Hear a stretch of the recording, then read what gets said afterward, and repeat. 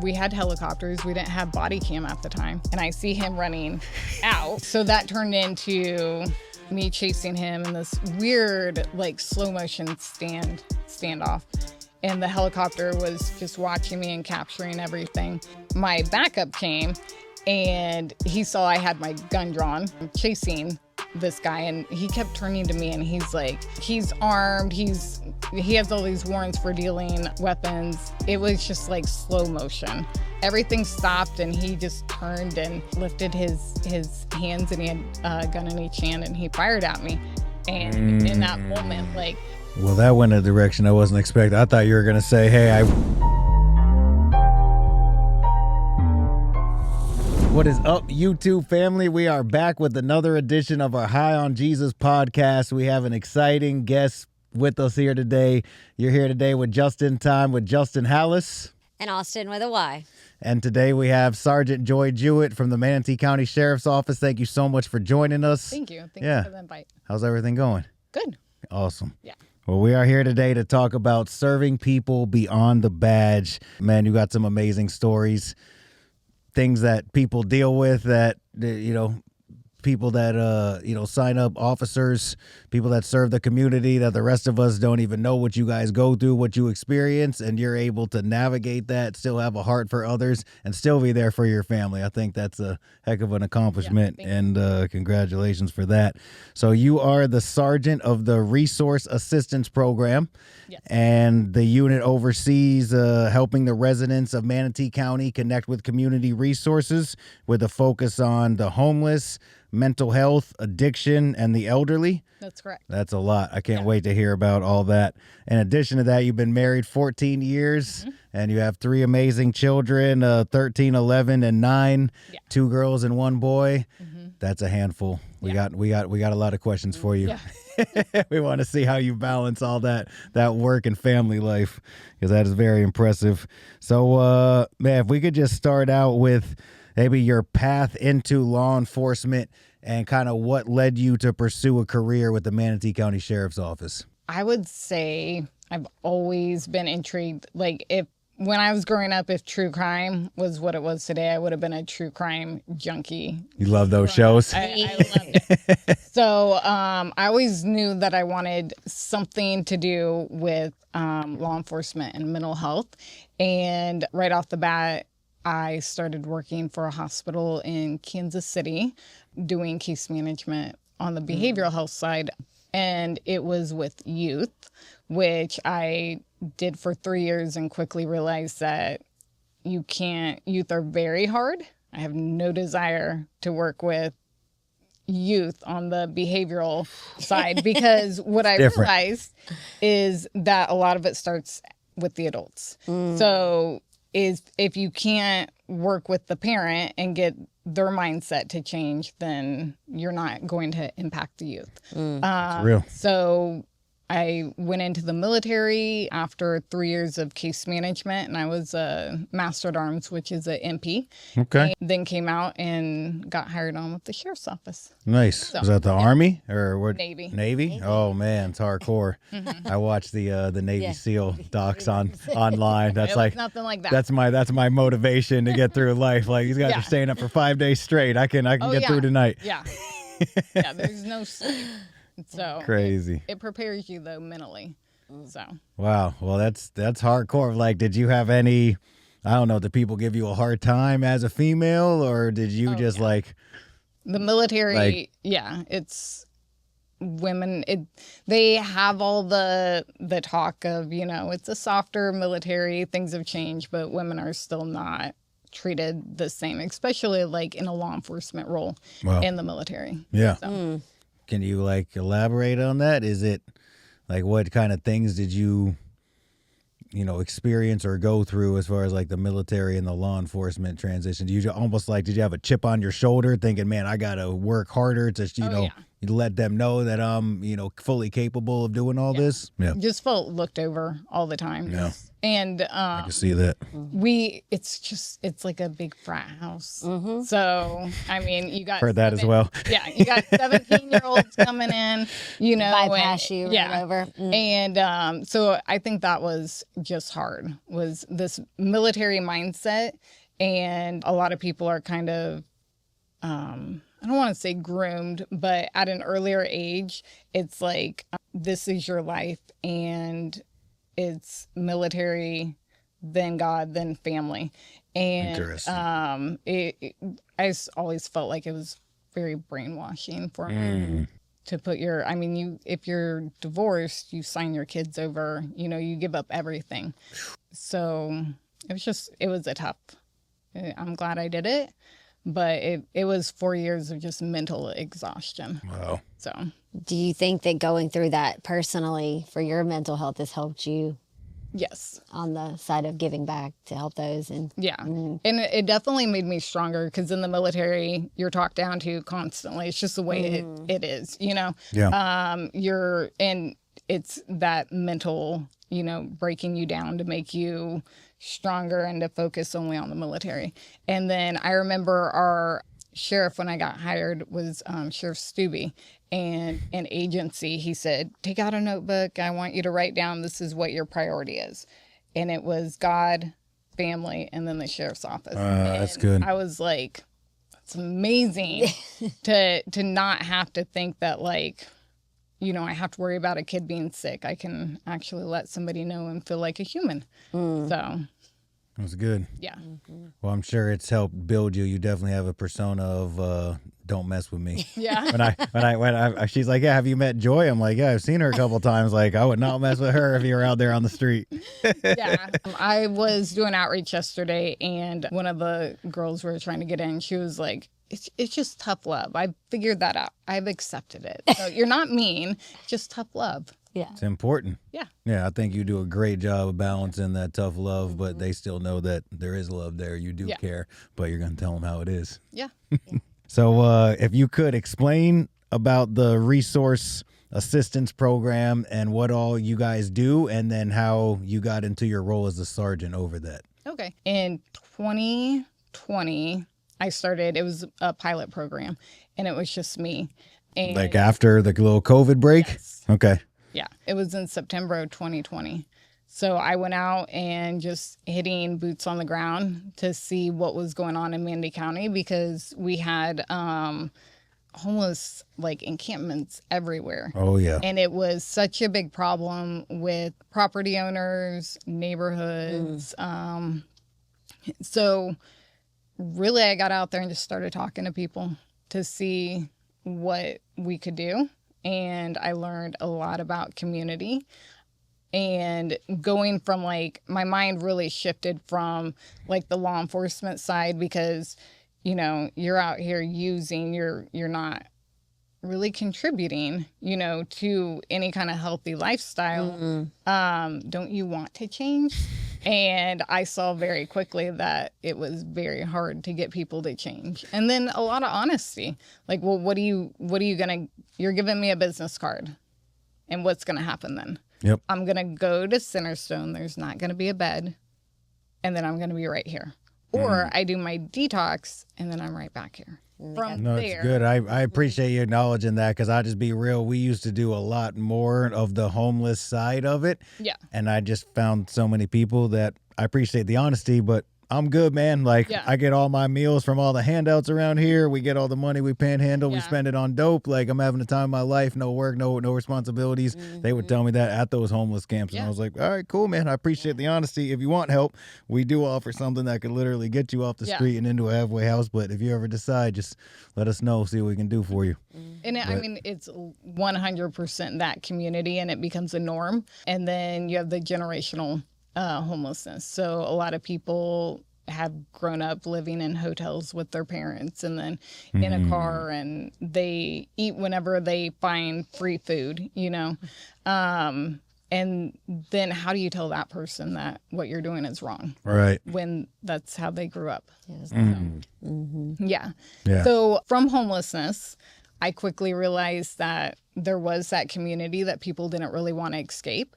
So then it turned into what got you here, which is what led into like the mental health and addiction. Yeah. Because you can't address one thing. You can't address addiction and not address mental health.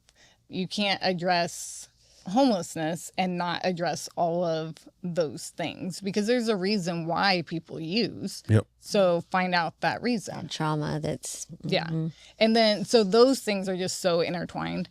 And then the elderly came about because of just calls from the community. We've had all these elderly people who are losing their homes.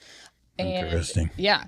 I mean, you got to think 5 years ago, they're living off of their pension, whatever it was at that time, and it's increased so much down here. And then trailer parks have sold, to other owners and stuff. Just the like cost of living increased past what they were bringing in, and they had no choice but to be homeless out there. Wow. Well, we had one lady, she's housed now, but she was living in a hotel for a while, a hotel and car.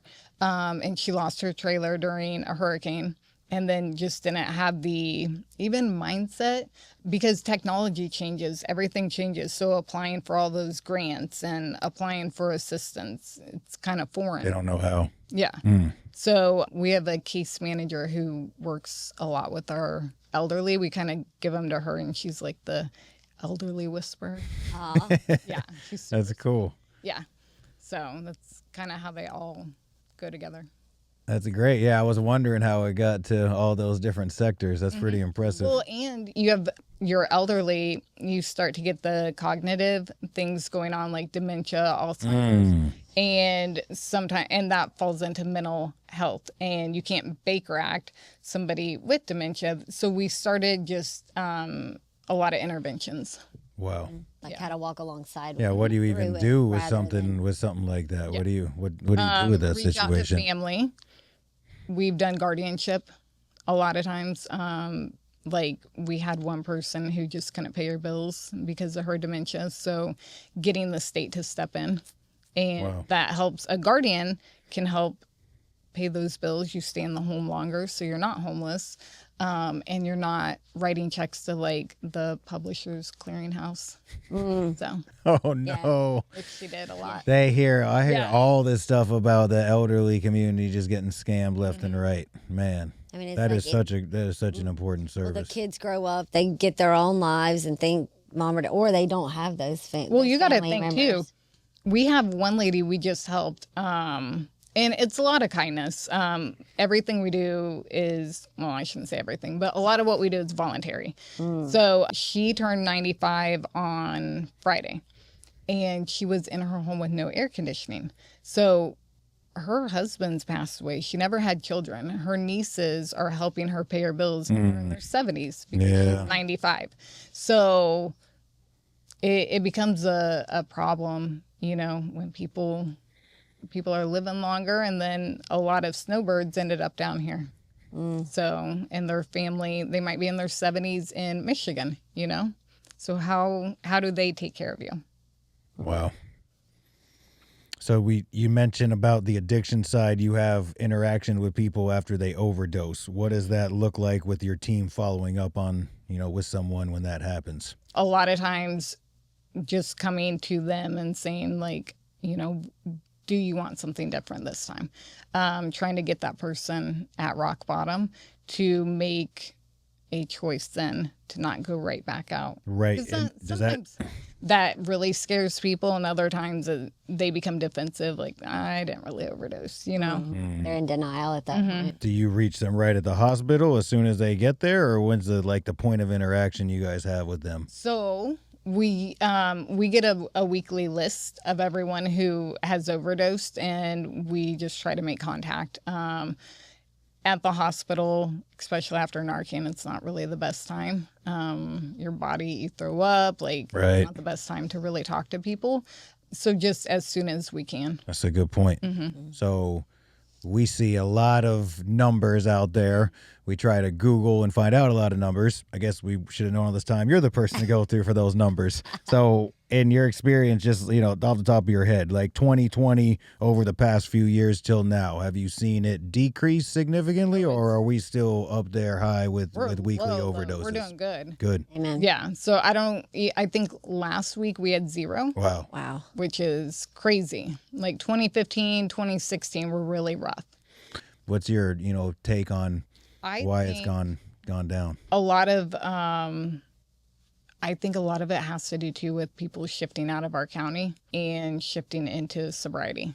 Good. That's awesome. Because That's what I like to hear. We don't see the people strung out like we used to see. That's I was awesome. wondering if education was a part of it, and recovery is popular. Yeah. And, especially now, when we do outreach, people will talk about other people. Well, I heard they graduated this program or that program, and maybe someday I'll be there. So I think it's kind of catching on. That's great. Yeah. I love to hear that. It's nice to know that we're making a difference. People, and he won't mind. Things are happening. Like James Riley, who we all know. Mm-hmm. He shared multiple times that he saw, I'll say it. Sorry, Duke.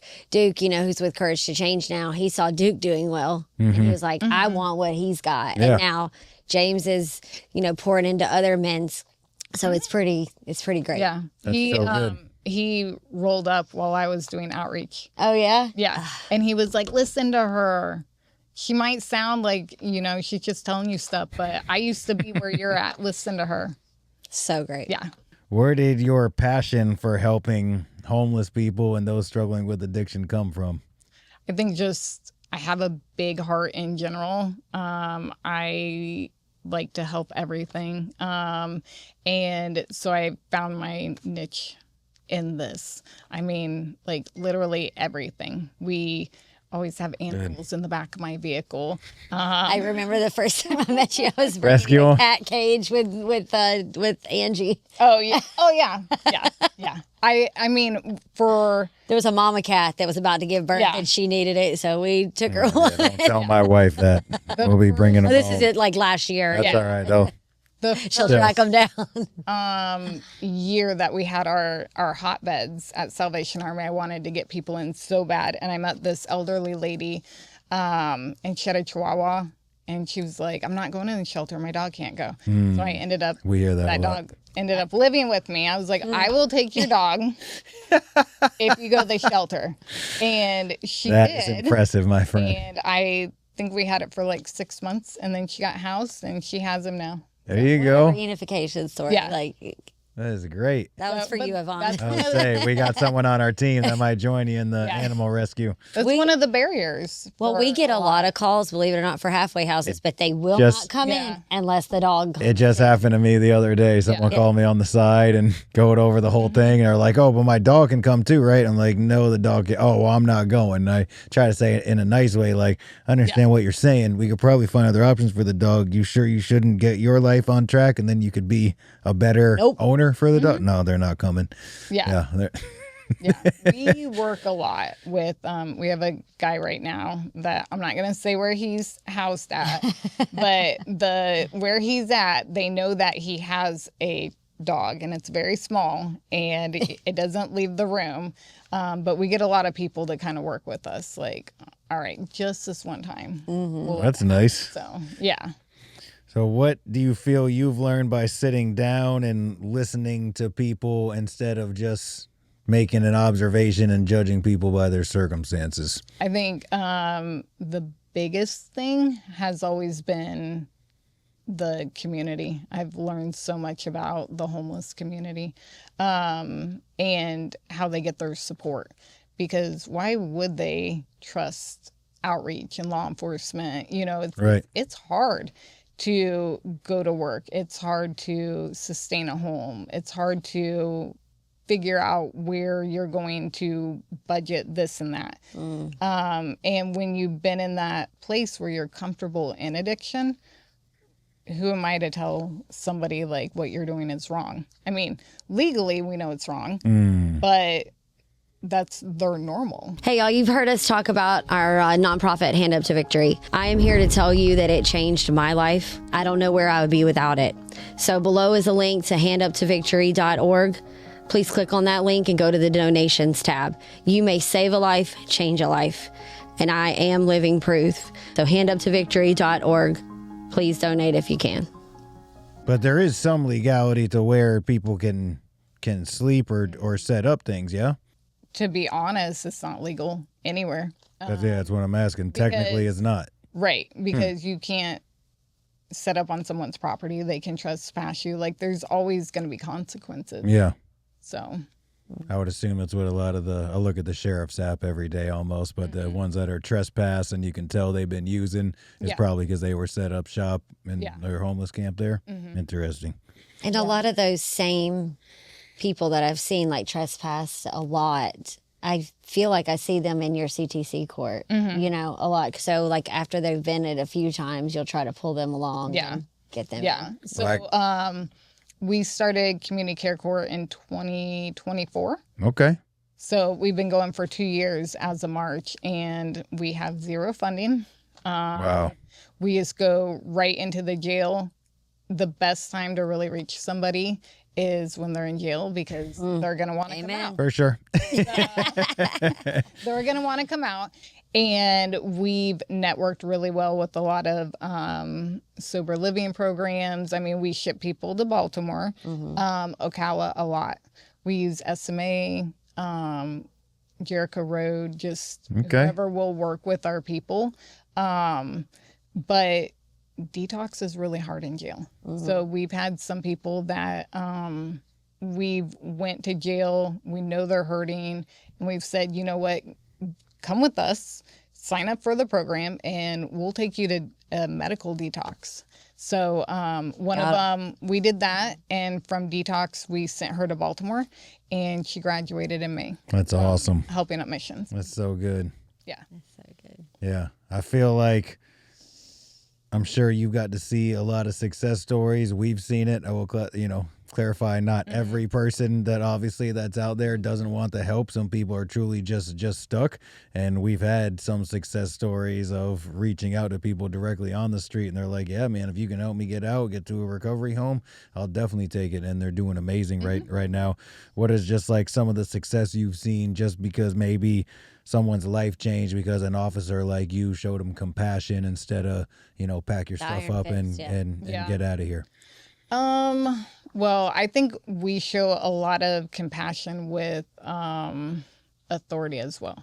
So when we started community care court, it was about giving people a chance to do something different. So we knew the property owners were complaining, and but we wanted to give somebody a reason not to go back to that same spot. So one person he's passed away, but Henry Tellier, he was on 14th Street all the time. He was always intoxicated when we came across him. And it took arresting him on an open container to put him in jail and then go say, hey, will you go to detox? And him having a roof over his head, he quit drinking. Wow. So, and then unfortunately, he died from epileptic seizures related to alcoholism. Yeah. But it's about giving people he might have been, I don't know how long he was homeless, a very long time, but some dignity in their final years. So. It's great. Yeah. Love that. So we want to hear some crazy stories. Like, is there anything, maybe we'll start with like the little bit of, we can laugh about it a little bit, but like the wildest, maybe some of the most unforgettable, would definitely make a Cops episode. Oh my God. That you came across and was like, You're what allowed. is going That on you're here? allowed to talk about. Austin knows I said that like a lot. What are we doing here? Like, We had what's a going Cops on? episode. I don't know what happened with Did that, you? though. Yeah. For you? Remember it was last 2 years Yeah, ago? we Last recorded year. last Were year. you in it? Mm-hmm. Oh, It was snap. last We got to year. try to look that up on I YouTube. remember hearing gotta- about it, and then I haven't seen it, so I don't know that it's even out yet. Yeah, we're looking making that it. up. Yeah. Making an But If we find it, we'll put the link in the description below. yeah. bad boys, That was bad pretty boys. fun. But I think we've had a lot of like crazy stuff. And there's crazy stuff in. Does one story stand out? This is Okay, so my like cop story would definitely be probably the reason that it came to light, how much I interacted with the homeless whenever I was on patrol. And that was somebody, we got a call. It's all like, honestly, everything I feel like in law enforcement kind of just lines up with like some type of plan. And it's so crazy because like days before we got the call over the radio, FDLE had rolled up to me and I was doing who knows what, scrolling on my phone in a parking lot. And he's like, hey, do you know about this guy? I'm like, no. And he's like, he's really bad. I'm like, okay. And I was like, I've never seen him, never arrested him. He's like, I heard he hangs out in some homeless camps over here. And I'm like, oh, I know where all the homeless camps are. Because when I get bored, I like to take walks. So then like 2 days later, we get a call on the radio. And it's the guy's name. And FHP's chasing him. oh my goodness. There's a pursuit. He's getting off on 301 and then south on 15th. And I'm like, I know where he's going. I know that homeless camp. I know that name. So I remember, so they lost him. And then he got away. Yeah. That one's not going on cops. Yeah. Then here comes. that was FHP. So That's awesome. So he got away, and then we got a phone call from someone of a 13 vehicle, which means suspicious vehicle, and it's driving along the railroad tracks. And I was like, he's going to the homeless camp that Got him. I already knew about. And so they put out. And I was just like moving too quick and my ADHD was out of control. So I was on a traffic stop with my zone partner. And I was like, I know where this is. Let's go. So when you get called to anywhere in law enforcement, you get a map on your MDT, your computer. Mm-hmm. I didn't look at it because I knew where I was going. Everyone else looked at the map because nobody else really knew about the homeless camps. So they all went to the callers, which was on the other side, and I went to the entrance of the homeless camp. So when they all went there... You're solo. Yeah, I was. So when I went to my place, I called out over the radio, like, nobody's here with me. And I looked, and you can see on the map all the other little cars. So I see that they're all on the other side. And so eventually... K-9 came over with another deputy, and I was like, hey, jokingly, who's going to hang out here with me? And they're like, I heard he has guns. I'm going to go with him. Because safety in numbers. I'm like, okay, cool. I'll be here on my own. Oh. And I remember like jokingly saying that. And so they went in. And just a couple minutes later, I'm standing outside my vehicle and I see him running out.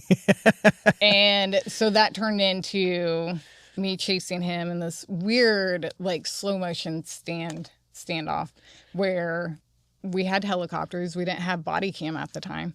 And the helicopter was just watching me and capturing everything. And so... Did you get him? They called for backup. Yeah.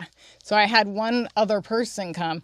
And I think I learned so much in that moment about like me and just like standing up for yourself, because from the beginning, when all the cars went there, I should have been thinking like, please, more people need to come here. I know what's going to happen. I know this. Like, I'm familiar with this. Yeah. I have experience here. Yeah. So, and then my backup came and he saw I had my gun drawn and we're like kind of chasing this guy. And he kept turning to me and he's like, just go away. Just stop. You need to leave. The person I was, the bad guy.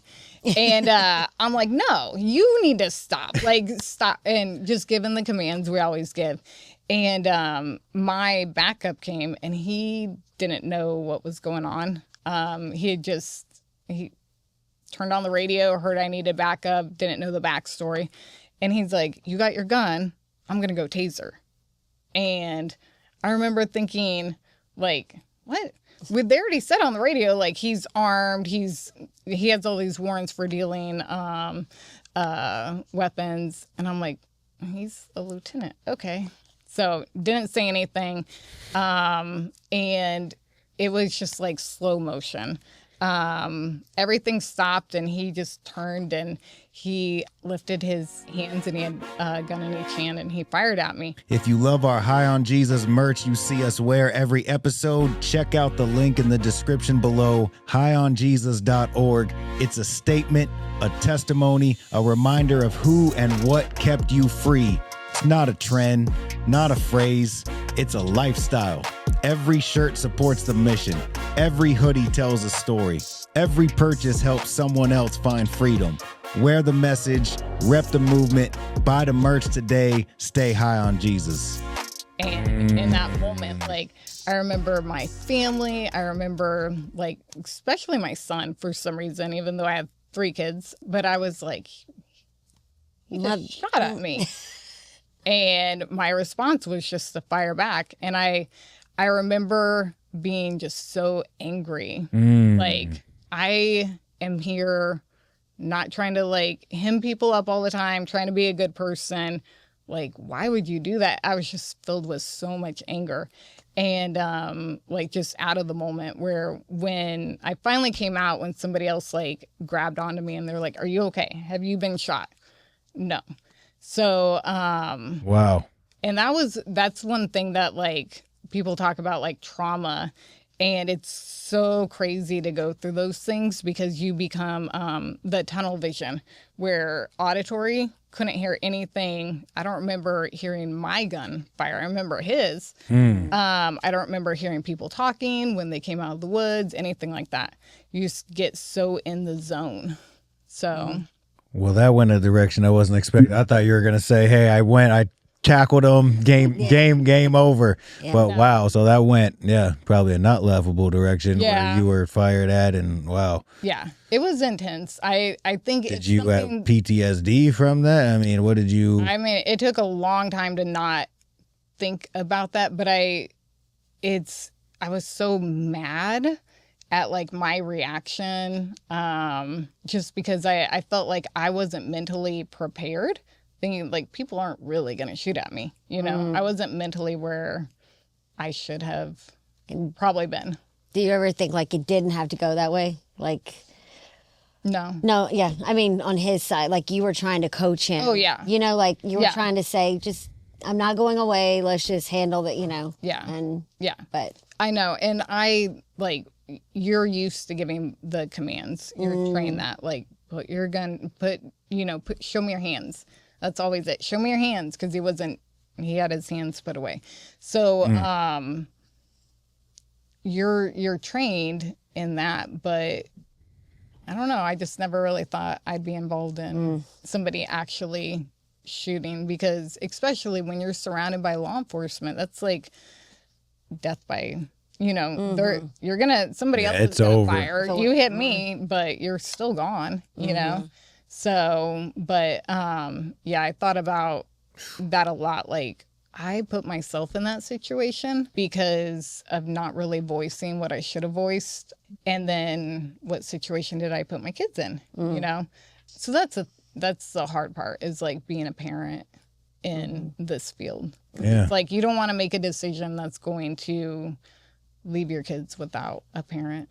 100%. I mean, thank God that he protected you through that. And, that's something probably I don't think anyone can relate to that or know what that feels like unless they were right there in the moment with you. Yeah. And you have to know when your life's in jeopardy, and then you think of others. And wow. And I remember, like, afterwards feeling like not knowing how to feel, because I was still so mad. Like, I feel bad. He's got a parent. Does he have kids? I'm sure he has family that care too. You had no choice. The story's always going to change, because I was the only one there. He didn't have his people there. So, you're going to be the bad guy. Wow. So since that event happened, do you use your voice more? Like, when when you're confident about what this situation's going to be like, you're like... I definitely feel like I've gotten a lot more vocal. which most people know that I'm pretty vocal anyways. I was like, could you get more? But I feel like I don't have as much problem telling somebody who might be a different rank than me that like this isn't safe, or like I know we're doing this for this reason. Yeah. So I think it's like anything in life. You got to go through those experiences to learn from them and then implement that the next time something comes up. Yeah. That's good. Wow. I think that's a good segue into, can you tell us a little bit about, your husband, your 3 kids, and, how all that, almost like how you juggle all those responsibilities along with everything you do. Your husband. he's in law enforcement. He's in law enforcement too. Yes. Okay, interesting. Yeah. So, well, we were in the military together. So Did you meet there? Yeah. Okay. Yeah. So Military love story. we've always worked together. Always. I love that. Yeah. Okay. So we've always had just like a crazy schedule and just 100% like relied on each other. So it's great. He's very supportive of what the unit has turned into and every initiative that comes along. And he's very compassionate about helping people as well. So it really works out. That's amazing. But it's interesting. I wish there was like a podcast. And I told the sheriff this when I did the podcast last year, but I wish there was one for like kids of cops, because my kids, like the things they say from hearing us talk. Can only imagine. the lingo probably too. They know the signals. They know the the 10 codes. So in the beginning, we would like say things in 10 codes so they could be more protected from, we're not going to talk about overdoses, we're not going to talk about death. And they picked up pretty quick what everything was. Of course, they're kids. And now it's like fun. It's not funny, but like there's a dead animal. It's signal 7 outside, so it's pretty funny. And then I've had lots of teachers ask me like, well, what do you do? And I've kind of explained it to them. They're like, okay, because your kids say you just work with dead people. I'm like, I work at the morgue. no. We try to not get to that. Yeah. point. I was like, sometimes they do pass away, but no, that's We try to avoid that at all Yeah. costs. Yeah. Do you think any of the 3 want to be a cop after? My son wants to be something new every day. 'Cause he's what? He's 9? 11. 11. Yeah. Okay. And I mean, he's wanted to be like an engineer all the way to an FBI agent and everything. And then my daughter's a little hillbilly and wants to have a bunny farm and ride horses. And then my other daughter, who knows? That's the older one. That Yeah. Who knows? she's Yeah. the Right. oldest. I got. Who knows? Yep. It's something new with her all the time too. Of course. Yeah. Still Girls, growing though. into that age. Yes. Yeah. For sure. So how do you, especially now we know your husband is involved in law enforcement, how do you guys balance all the work and life and home responsibilities? I think like prioritizing family time. Everything's unfortunately, when I go home, my work doesn't really end. We know how you feel. Going to I know. be, I've bothered her a few times. We know how you feel. I'm always going to be the support I would want someone else to be for me. Whether it's a resource or somebody who is in addiction wanting to change. So I get the Facebook messages, the phone calls, all those things at dinner. But I feel like my family also knows, and they know that people are changing lives. Even my kids, like we talk openly about addiction and, what to avoid and how people get into these circumstances, because I want them to want other things and not to be really drawn into just trying things, because who knows what path people go down and then they get too far down it. But I mean, it's always about the kids. So come home, going to basketball, horseback, whatever. I love it. Well, Yeah. I want to know for my own well-being, what are you guys doing during summer? Because we just had a come to Jesus moment at my house before I came into the podcast, because all we want to do all summer is be on a phone and a screen. So I gave a list of assigned things, and I said, if these are not done, there are going to be consequences when I come back home. Tristan got her phone taken all night last night. Yeah. For the very same thing. What do you guys do for the summertime? How do you navigate that? Well, we had that problem more last year with the phones. So lots of camps this summer. Okay. My son is in Missouri, and he's at a church. Oh, you right shipped now. him out. All right. Shipped him out. Yep. 2 weeks he's gone. Nice. My parents live Cha-ching. in Missouri, so Check. he's there. And then everyone else has like certain summer camps throughout the summer. Okay. Yeah. So you strategically plan that one. Yeah, and there are a lot of away camps, so it's nice. So you just Double get smart. some husband and wife time Yeah. for the summer. I like that. Yeah, All right. I grew That's, up like going to church camp and being too. away, so I think it's good for them. That's cool. All right. We got our goal list for next summer then. So with you sharing that, Yes. I only really gotten to know you a couple of months ago, maybe, but we had a situation at the women's house. We were actually at our marriage group with our spouses, and we got a call from one of our women's houses that was having a situation.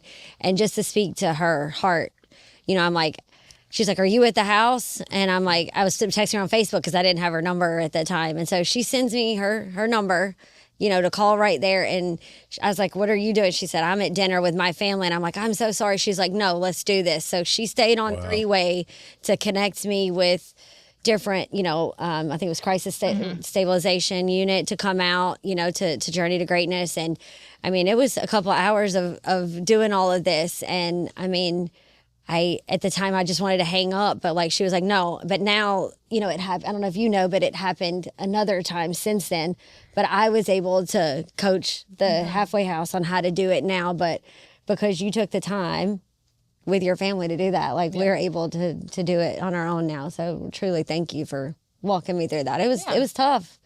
It really is. It is. Yeah. Yeah. You can definitely tell you're the real deal. I knew that from the moment I met you. It's awesome. So what is the greatest need you currently see in Manatee County?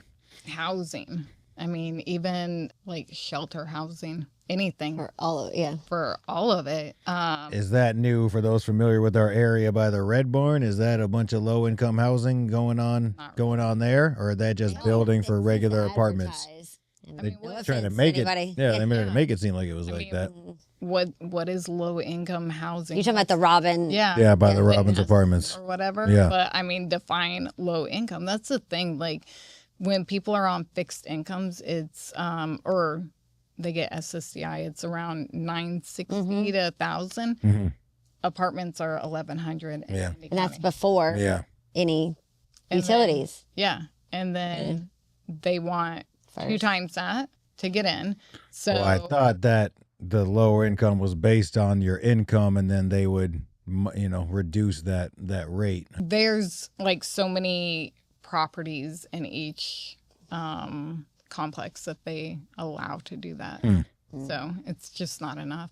Okay. I mean, even like Lower income housing. our shelter, I mean, we need a shelter for everyone that's very inclusive, because not everybody is just in addiction. And then when you look at shelters, like, what do you want that person to do, with their day? So we have, since 2021, we've had hotbeds, and Very we get successful program. 8. It is great. Yeah. We have 8 beds, and we see more people than that in the jail a month, way more. So we don't have a place to put people. Yeah. So we go into the jail, and if somebody wants to do something different, we're calling the catcher's mitt. We're calling people out of county. Like, can you take this person till we get them into treatment? Because they don't need to be on the street. Right. So when you go into a shelter and then lights on in the morning and get out, what do you accomplish during those 7 hours when you're lugging, your life around with you? What's the solution? So we need a good. place where people can start a life. Yeah, start something, and not because it's not being on the streets, you're surviving, and you're thinking of that moment. You're thinking of that 24 hours, not in 1 month I'm going to have a house, because how do you get to that point? Right. You know, how do you go apply places when you don't have a phone to get that phone call that you got a job? It's all those little things that are very important. And if we don't get that, it really impacts the entire community. And I mean, just look at money. That's a big thing. Are you spending money on people in the emergency room, in jail, or would it be cheaper to spend the money, you know, in a shelter, in some kind of housing for individuals? For those of you watching that don't know like how a shelter works, like you get fed at night, you get to sleep, you get fed in the morning, and then you have to leave at a certain time, 6 a.m., 7 a.m., and then you have to take everything that you brought to the shelter with you, and then you can come back and wait in line and do it again the next day and the next day and the next day.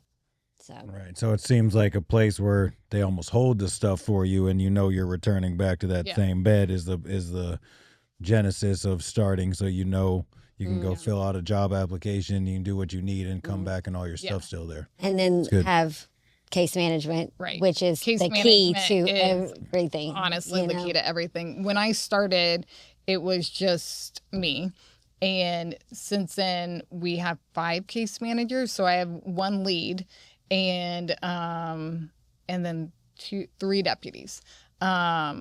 And the case managers, I mean, doing housing applications, they are doing amazing. Anything. Birth certificate. Yeah. It's like anything that they need to it's very time move consuming. forward. So you need that person and to hold their hands. Like, you wouldn't believe some of the people that you've seen, you know, living in the parks, these elderly people that we've been able to connect with, like surgeries and getting their disability turned on and getting into a nursing home so they can get care. They're kind of like the forgotten people. And I mean, I don't really blame them for sitting there and drinking their day away. I remember a client that the Angie's team had, and he was blind and got eye surgery and was able to see again, you know, and things like that. It's just that had it not been for your team in Manatee County, this man would have probably just went through the rest of his life. Just drinking. Thank God for those resources. Thank God for everything you guys do. It's huge.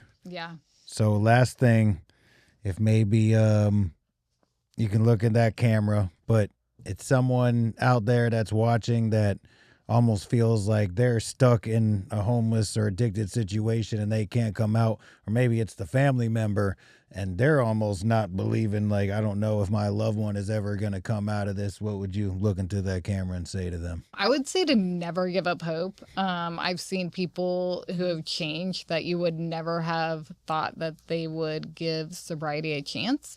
I've seen people living in homeless camps for 8 years who are now living with their children, raising their kids, no attachment to the judicial system, and living great lives. So praise God. It's awesome. Thank you so much. Well, thank you, Sergeant Jewett, for spending time with us today. Appreciate everything you do. If you watch with us to the end, thank you so much for rolling with us. Man, go back, put some comments down, like what spoke to you, what stood out to you, what does it mean that there are resources like this in Manatee County and officers like Joy out there that are really like just putting compassion along, not just trying to get people in trouble, that actually care. We support law enforcement here. We thank God for them every single day. So again, drop some comments. What meant the most to you out of this? Go back and check out our other stories and podcasts that we do every single week. And with that, we're signing off. It's Just in Time with Justin Halas and Austyn with a Y. See you next time. If you like that episode, there's more where that came from. Check out any of these 2 other episodes, subscribe to the channel, and hit that notification bell so you always are informed when we drop something new.